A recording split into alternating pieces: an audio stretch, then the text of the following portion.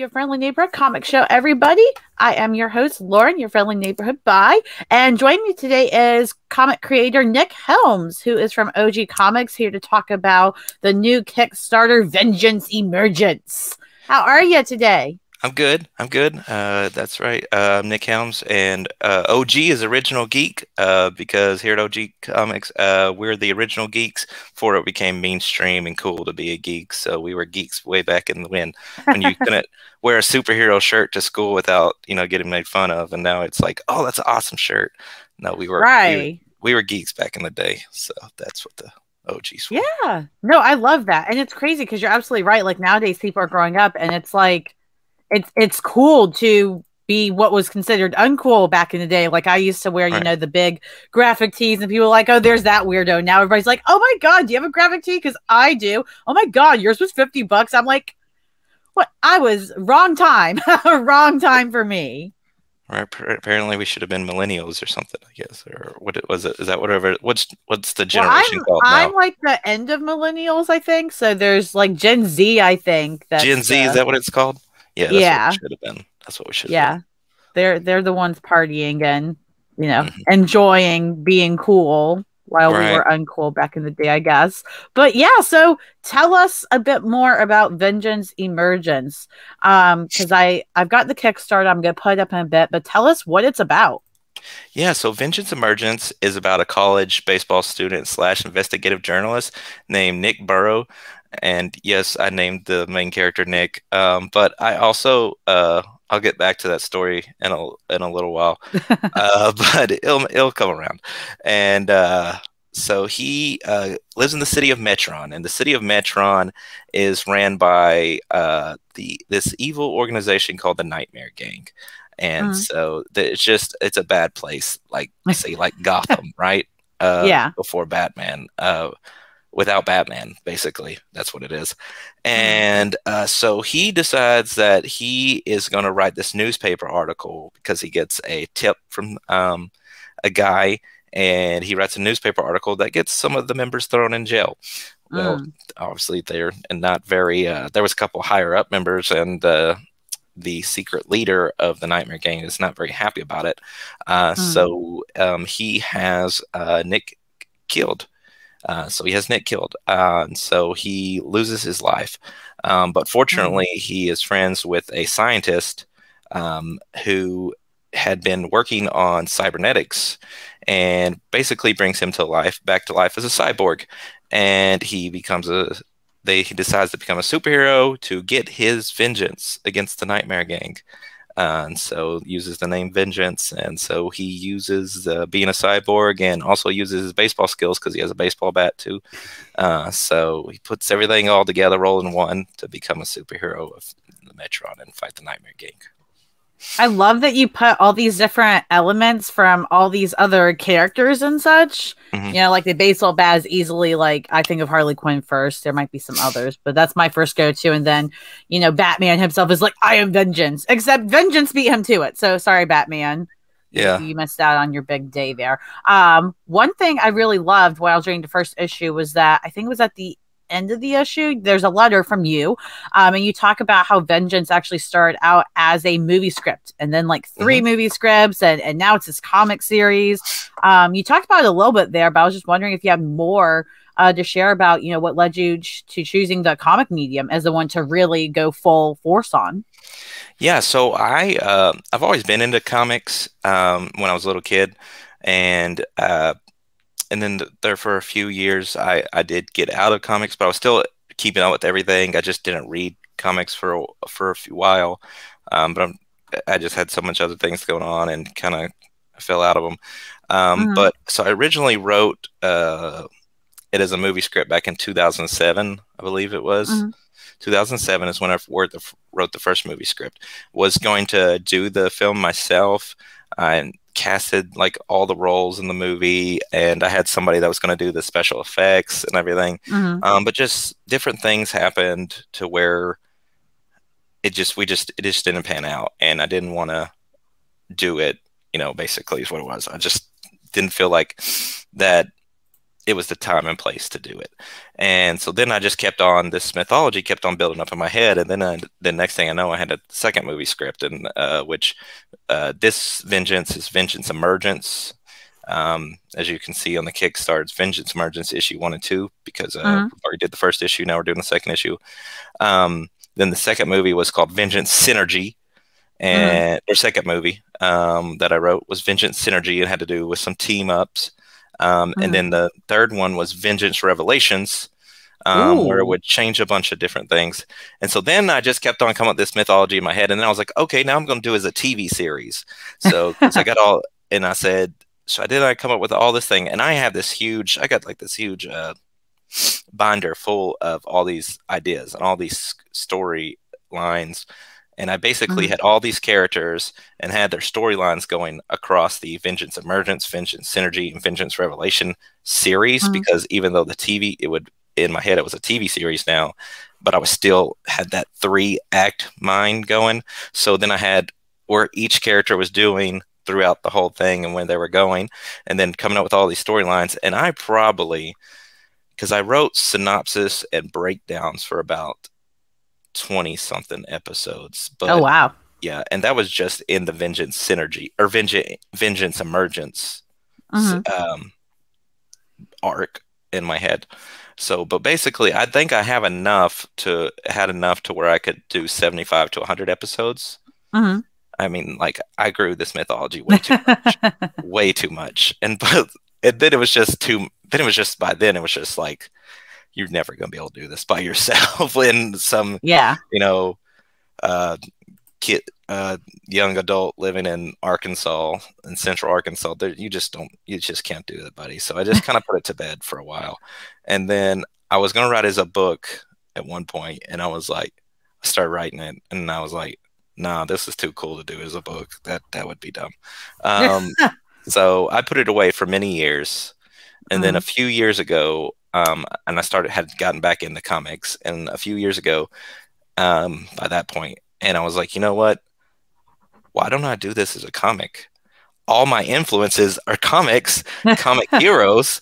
That makes sense. I could just write as a comic. I already know how to write movie scripts. I've written tons of those, and I was like, I can write it as a comic. So I basically found this thing from Greg Pak, however you say his last name. And he basically had this thing of how to write a comic script. And it was basically a comic script, but it was also showing you what each thing meant. It's like, this is the panel, this is where to put this, and what this is, you know, how to load this up on pages and panels. So basically, I just took what he said, how to do it, and I took the stuff that I already had, plugged it into the comic scripts, and started writing the first arc of 6 issues. So I wrote the first 6 issues in a few weeks. So, and then I started, I can't draw stick figures, much less anything else. So it'd be the worst drawn comic you had ever seen. So I said, hey, let's find an artist. So I put it out there in the universe, put it on as Twitter is what they call it, I believe. Put it out there that I was looking for an artist, you know, did all those little did all the hashtags like you should. And so I found this guy named Nate Niles. He's from Illinois, and he did the pencils on the first issue. He did all the character, like I had it written down of what all the characters I wanted to look like. Like this is what the characters look like. Because I mean, I had this since 2007, so I said, this is what the characters look like. And so he drew me sketches of all the characters, and then he drew the pencils for the book. And it took a really long time for him to get pencils. Then once it was over a year and a half for him to get the pencils for the first book. Oh wow. Yeah, it was a really long time, and it was nothing against him. He was doing commissions all the time, and so I won't speak ill of him or anything like that. But it was just I was like, look, man, I am mid-30s, so by this point, I was like, I can't be doing this forever just to get one issue out. And luckily, I was trying to that's all he did was the pencils. And he, so I started looking for somebody to ink the book. And then I found Jake Jackson. Mm-hmm. Jake is from Arkansas as well. He's about 40 minutes from me. We met Mm-hmm. through the comic book shop that I go to. Okay. So they introduced us because he came Mm-hmm. in, was showing them some art, and they're like, "Hey, uh, the guy that which I did freelance marketing for the comic book shop." So they're like, our marketing guy, is doing a comic, and you should get with him. So he ended up doing the inks on the book, and we ended up forming Original Geek Comics. And we're like, let's do this whole thing together. He goes, I'll ink the first book. He goes, and then after that, I will do the pencils and inks and everything else. And we'll just do whatever other ideas you got for comics, whatever you want to do. He said, we'll do it. So that's Yeah. how Original Geek Comics was born, and how Vengeance basically went from this little idea of a movie in my head to now we're doing a comic, and we got pretty good on the first issue, and so Mm-hmm. now we got the second issue going on Kickstarter. Yeah, no, that's amazing. I mean, you basically gave us the whole like origin Yeah, story of that's how Vengeance was born. I like origin stories, so I'm telling one, so we both have an origin story, Vengeance and the project itself. So Yeah, no, absolutely. Well, I wanted to go back to it because I know you mentioned it earlier. mhm, The main character has your name. mhm. Was that something you distinctly wanted to reflect yourself, or was there an intent behind that, or was that an accident? So I was when I wrote this, it was in 2007. I was like 20, Uh-huh. and it was the first movie script that I had written. Mm-hmm. And I didn't really know what to name the characters. So Mm-hmm. what I did was I played baseball in high school, Mm-hmm. and I was also going to college at the time for journalism. Mm-hmm. So and I decided to name the main character Nick, um, and Burrow was the name of my high school girlfriend's. That's her last name, or her Mm-hmm. maiden name now. Um, and so every character in the book, their first name or their last name or their looks was basically built off of somebody that I knew at the time. Mm-hmm. So basically, I just took everybody that I knew and made them characters into a movie. You basically told the story of all these people and your life without telling the story, essentially the same thing. If you believe in the multiverse theory, there's probably a world out there where all this is true. That's a good Because point. I came up with it, and we're all these characters in this actual thing. So it's like, the same. What's the movie? On Netflix, that Fear Street movies.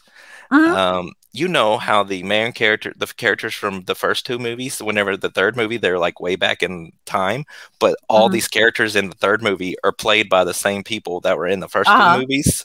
That's Hmm. kind of like what it is. That's kind of like what it is. We were the characters in the first two movies in real life, and in the third movie, we're playing other people, and so that's basically what it was. So. Yeah. I guess I really wasn't that creative then. I was too busy Nothing. coming up with storylines rather than character names. Character names are hard. Titles are They hard. are. I mean, who would think the name Bruce Wayne would become as iconic as it is? Right. Like, it's just the name Wayne and Bruce. Like, Bruce is not a very uncommon name. I mean, He's there's got Bruce two first Banner, names. you know. He's got two first names. Yeah, like who would have thought that would work? I guarantee you every person that hates first names put together like that was just like, don't do it, don't do it. And they I did it don't like anyway. I don't like first names together, but Batman's my favorite character of all time. So I mean, I don't know what that says. I'm biased, I guess. I don't know. Right? Yeah. No, it's just crazy how that happens. Well, I wanted to ask, especially because, Vengeance, obviously there's all this dialogue, like, some of the preview up on the screen from your Kickstarter. Mhm, But it's also very narrative driven, particularly in that first issue, obviously. It mhm. almost made me kind of feel like Peter Parker's monologue, or inner monologue. He kind of talks to himself a lot in a lot of Spider-Man books. Why choose to be more narration driven rather than just common prose or otherwise? Well, the thing is that I like narrative things. I like telling story. That I'm into story, and Spider-Man's my favorite Marvel character, so maybe there's some influence. Perfect. Got it. Maybe there's some influence there. I don't know. Um, I didn't do that directly, but Mhm, that could just be that's because that's what I am. I like to tell stories and I like to narration, and I wanted Vengeance really. Uh, to, it's not much of. I didn't want it to be a normal superhero book, mhm, and as we move along in the book, you'll see more. The first book's a lot of setup. I mean, I had to set up a lot of of stuff. course. But the thing is that with Vengeance, a lot of stuff happens to him, Mhm, and his world basically get changed. And I didn't want it to be like a normal superhero tale, and I wanted it to be like, look, guys, this is more. There's more here.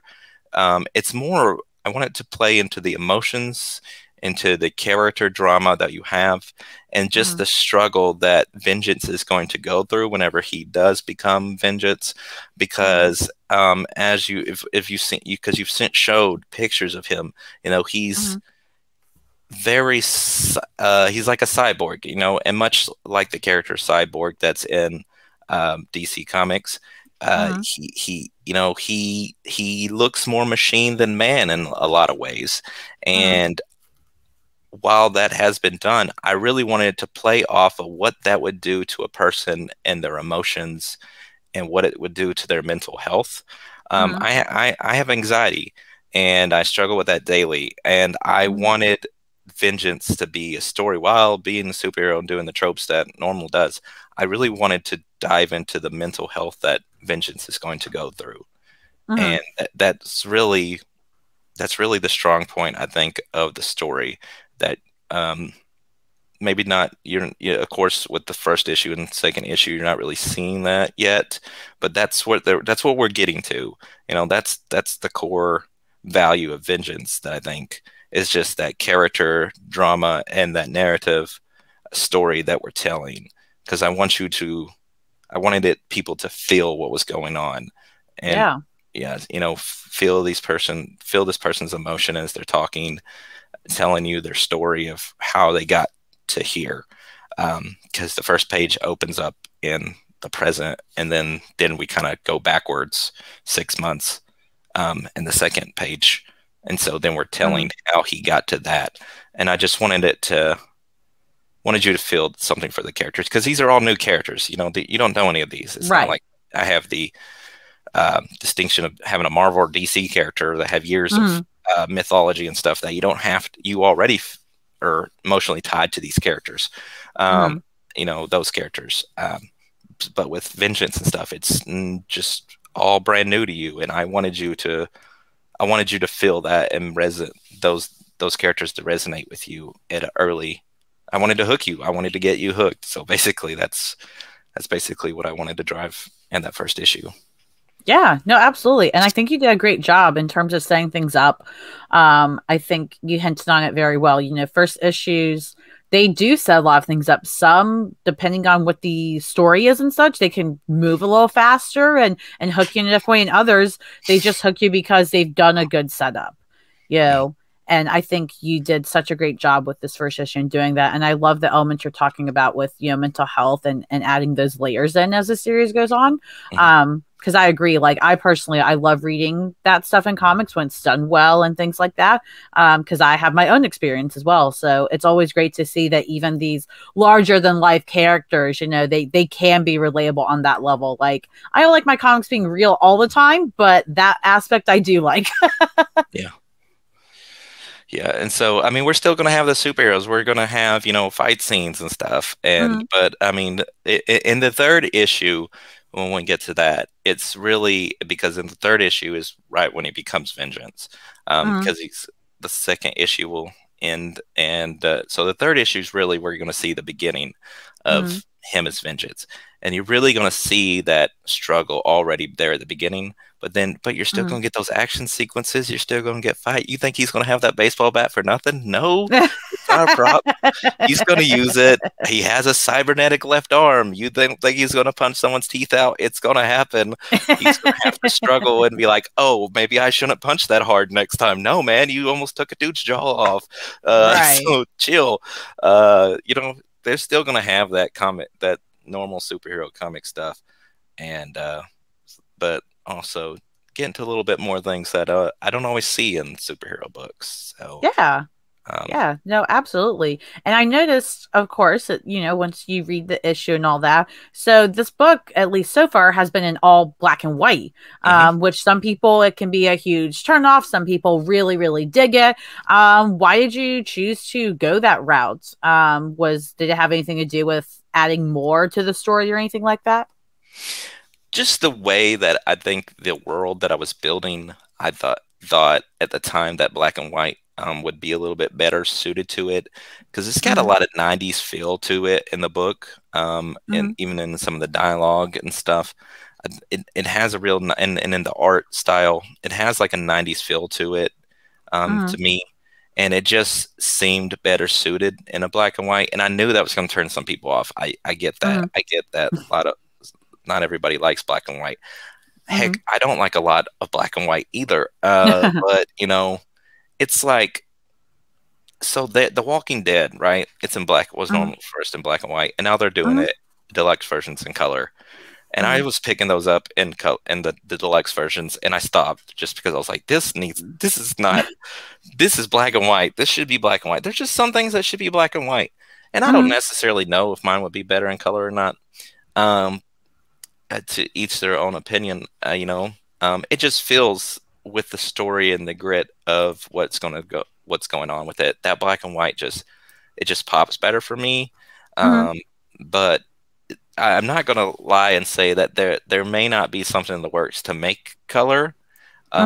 So there may be a stretch goal coming in the Kickstarter that opens up color into our world. But we actually do have some color covers. I think you've shown those on there, because basically Jake got these color these things for Procreate that give them that was color pins that have the dots, like the old school coloring from like the 60s and 70s and stuff.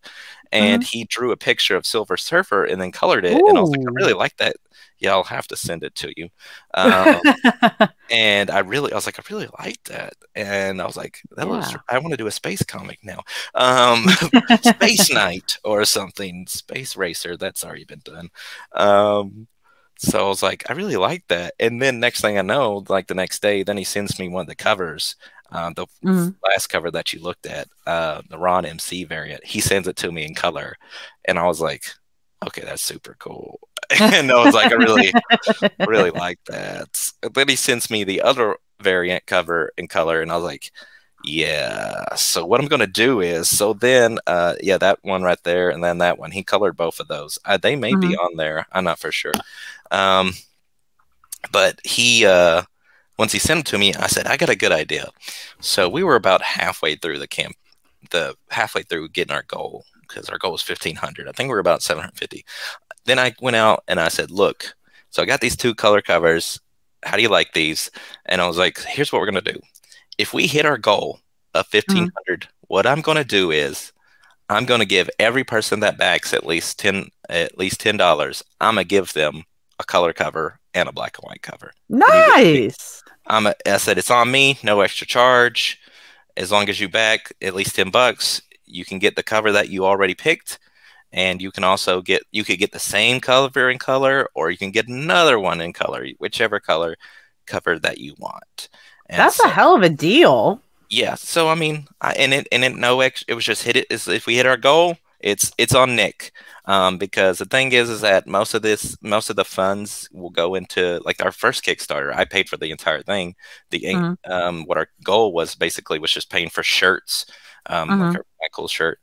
Just plugging that real quick, and then printing the books. And this one, it's mostly mostly the same.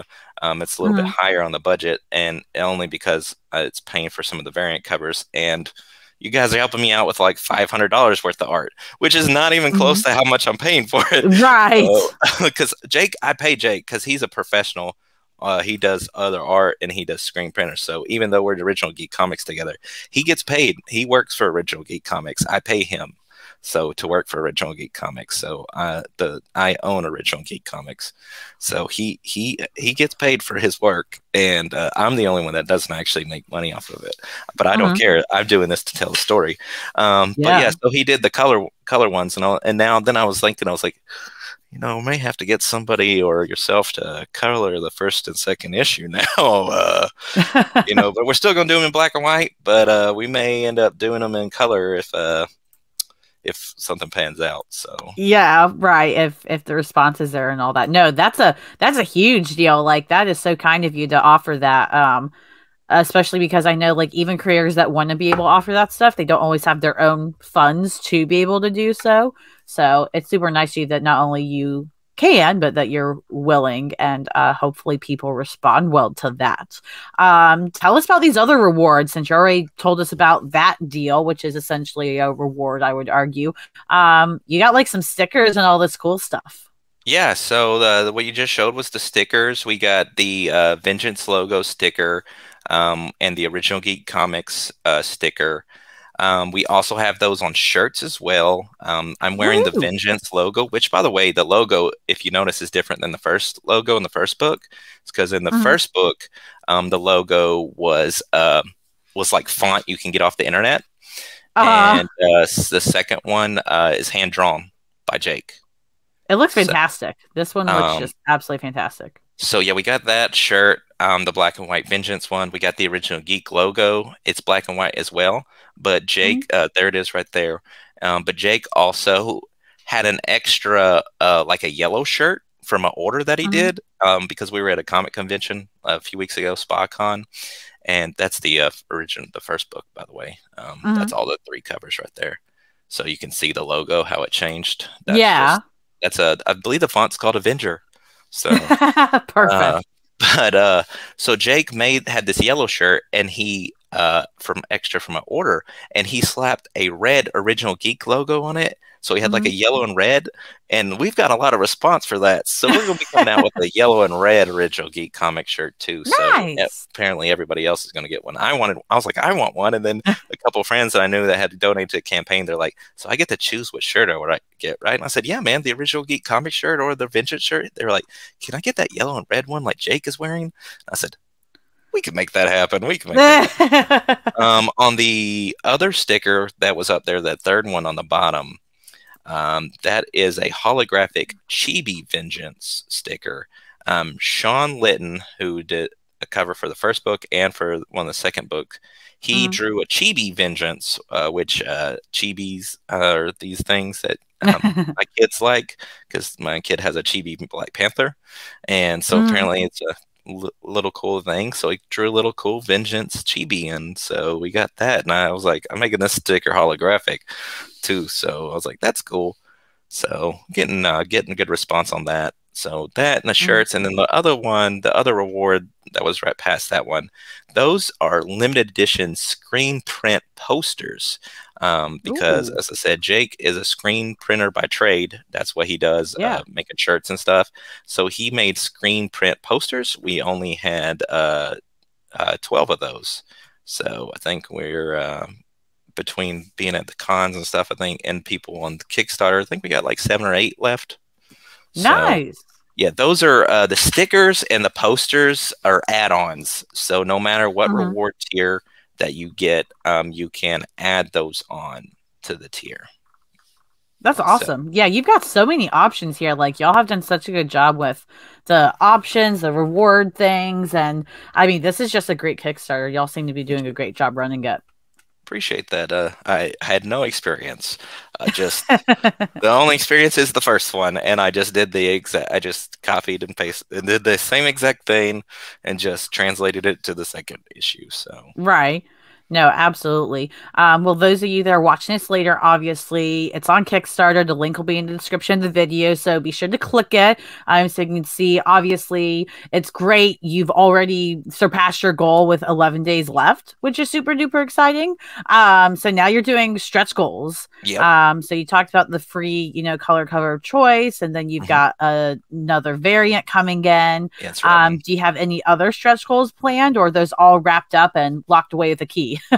So all right, so the 1750, it's a great story. So I really want to talk about this one that we're looking at Mhm. right here, because this is Yeah. the Aslan variant, which we will unlock in $29. $29 is all that we need right at this moment from that. Mhm. So we unlock that at 1750. So we're $29.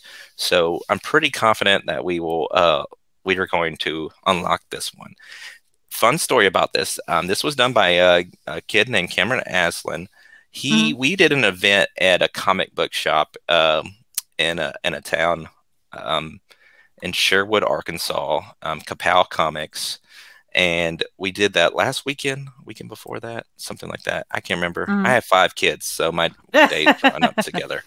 But it was in we had some people come in, and we met this kid, and he had come in, and he was meeting some friends at the arcade that was down in the same shopping center, and he was waiting Mhm. for them to get there. So he just walked into the comic book shop. We were right there beside the door. He starts talking to us, um, and so he tells us that he used to do comic art, but then he kind of got out of it because it never amounted to anything, and he was doing video game programming now, which I Mhm. thought was really cool. Anyway, so he Mhm. buys the book, and then he leaves, gets all my information and stuff, and he leaves. Never even looked into the rest of the comic book Oh, shop. wow. So he just ended up talking to us, and then just leaves. That was really cool. I was like, okay, cool. We're infamous now. So apparently, so he ends up sending me talking to me after he leaves. Like a couple hours later, he's like, I just read the book. It's really awesome. You've really inspired me. Got from local guys just doing comic book stuff. He said, do you mind if I send you some fan art? Mhm. And I said, yeah, send me some fan art. So he sends me pencils of what we're looking at right now. And I sent it to Jake, and Jake's really impressed. And Jake's like, I'm inking this. So he inks it, sends it to me. And I was like, that is awesome. I said, I don't know what I'm going to do with this, but I like it. He said, maybe we could use it for a cover for the third one. I said, maybe we could. Maybe we could use a cover for the second one. I said, we could make it Mhm. a stretch goal. And he said, I'm coloring it. And I said, color it. So then he sends it to color, and I love the colors on it because Mhm. I really like the little circles on the arm there, like the Mhm. green in them, and with the black and stuff, and just how Mhm. the it's like light reflecting in there. That is so cool to me. I'm such a fan. Yeah. I'm such a fan of Jake's work. It's almost like sometimes I'll forget that I'm a part of this, that it's my character. Right. This is what I created. And I'm just like, this is so cool. Like, I would read this. And I'm like, oh, that is mine. Okay, cool. Thank you, Yeah. sir. I appreciate you so much. But I like how he has the name of Metron in the background there on the building. And just, I really Mhm. love this art. And so I love the coloring and everything. And I was like, hey, man, can we use this cover? I said, I'll send you some money too. He's like, no, you don't have to do this. Give me credit and some books. And I said, sure, I'm gonna send him some money. He doesn't know, but I'm sending him some money. He doesn't know yet, but he'll be excited when that memo hits. So that's where we got the Aslan variant. As far as Yeah. extra stretch goals, so for the 2000 stretch goal, which will be the next one, Mhm. I'm really not for sure. Me and Jake have been talking about that. It's like, what do we do? It may be a trading card. I've seen some Mhm. people do that, Mhm. so I may do that. I we just talked yesterday, and we were Mhm. trying to come up with something because we hadn't come up with a 2000 one. So that may be what it is. Um, so don't quote me on it, but it may be that. But if we hit 2500, then if we hit 2500, the stretch goal that I'm going to say at 2500 is getting the first book in color. So, um, as long as that works out. 'Cause, Nice. yeah. No, that's exciting. I'm excited either way. Whatever comes about, or if it doesn't make it, you guys can always save it for the next issue as well. That's kind of fun thing with stretch goals, especially with Mhm. a ongoing series. Yeah. I just really I want it to work out. So I really want to see it in color. It's Yeah. just I've reached out to someone that could color it. Hmm. And she hasn't got back to me yet. So I may have to reach out to some other people. So I haven't locked down a colorist, honestly. That's what it Hmm. is. Jake can Yeah. color it, but I need him working on the pencils and the inks of the book, or of the third, this finishing up this book, because he's about halfway Hmm. done with this one, Hmm. the second issue. And so I just need him, I don't want to take him off of that to color, Right. a whole book. So I'm trying to find someone else to color it. So I just haven't Yeah. locked that down. That's what the problem is. That's what the problem is that I just don't Hmm. have a colorist locked down. I locked down a colorist. We're gonna see Vengeance in color too. So Yeah, no, it'll be all set then. It can be hard, because again, there's so many creators out there, but finding, the person who has the availability and obviously, money wise, things can be met, and then just is the right fit, because there's a gazillion mhm, colorists. Like, God, the second you say I need an artist or a colorist or something on Twitter, it's over for your DMs and mentions. Like, right. you have to really sort through them all. So I'm sure you'll find the right person. It sounds like you're taking your time, which I think is the best way to go, especially with a project that you've loved for so long. I mean, 2007, that's a long time for this project. Yeah, I mean, some people that could be watching this weren't even born then. So I mean, Right? Oh, yes. God. That Don't hurts think me a about it. bit. I know, right? Me too. Me too. Me too. My oldest son just turned 12 the other day, and I was like, "Man, you're getting so old." He said, "Yeah, but you're even older." And I was just like, "Cool, I've reached that point in life that Yeah. I swear." Just the other day, I was just in my bedroom at my mom's house playing Nintendo 64, and now I'm getting burned by my kids all the time, and I'm just like, I don't like this. This is hateful. But Can we Uno reverse? at least I could set my own bedtime, huh? So jokes on them. I know. And then once they're, yeah, they don't realize it goes both ways. Being an adult has its perks. Being a child has its perks. Like you can't win. No, There's there's always no a little winning. There's disappointment. You no gotta winning in enjoy it. life. There's no winning. You just got to enjoy it. Well, Nick, plug yourself away. I know you're talking about how OG Comics, you guys have an Instagram and stuff. You guys are getting out there. Would love to hear about that. Yeah, so we have an Instagram. It's at Original Geek Comics. Just spell it Mhm. out. Original Geek Comics on Instagram. We don't have a Facebook or a website or anything like that. We just operate off Instagram. We're Mhm. not, we're not trying to make it big or anything, or trying to get too fancy with it. And plus, Mhm. really, what we felt like on Facebook is you get a lot of Facebook page requests these days, Uh-huh. and it's just like constant page requests. And by the most people, probably like 75% of people, don't even look at their page requests anymore. Right. So it's like, what's the point? And Instagram it seems like be where it's at. I mean, so we have Instagram. I'm Original Geek Nick on Mhm. Instagram, but the original is without any vowels, so it's just Mhm. ORGNL. But the Original Geek Comics is spelled out. And I've been thinking about. I've done a couple videos on TikTok on my Uh-huh. own TikTok account, and tied that into the Original Geek thing. And Jake told me that I should really get more into that TikTok thing, but TikTok is huge. Yeah, I it's mean so it's huge. it's surpassed YouTube, which is Yeah. insane because YouTube was the big thing when I was growing up. Because I remember watching YouTube grow. I mean, there are kids nowadays that are like, YouTube's always been here. What do you mean? It's like, oh Yeah. God. Yeah. No, I hardly hear about YouTube anymore, honestly. That's all I hear about is TikTok. It's just like I Yeah, kind of forgot. Sometimes I forget that YouTube's still there. If I didn't go watch yeah. trailers and stuff on YouTube, I don't know. No, I used to go spend tons of time, and now I'm spending tons of time on TikTok just at work. Yep. I know it's the algorithm and the way you just keep swiping and moving, and people do So all these bad. crazy the transition videos. I'm like, God, people must spend hours or days on these things again. Right? It's insane. No, yeah, I see those, and I'm just like, nah. Like I did one a couple of days ago from using the audio of Family Guy episode when Brian owes Stewie money, and Uh, used the audio was telling people that they had to donate to the Kickstarter, mhm. or in 24 hours. And so, but I didn't do any transitions. And so when Brian talked, I just sat there. I was like, other people would be really cool and they would wear something different and do different transitions and go back and forth. But I was like, I'm 35. I'm not doing that. So this is what you're Yeah. getting. This is what you're Yeah. getting. I don't have the time. Like, No.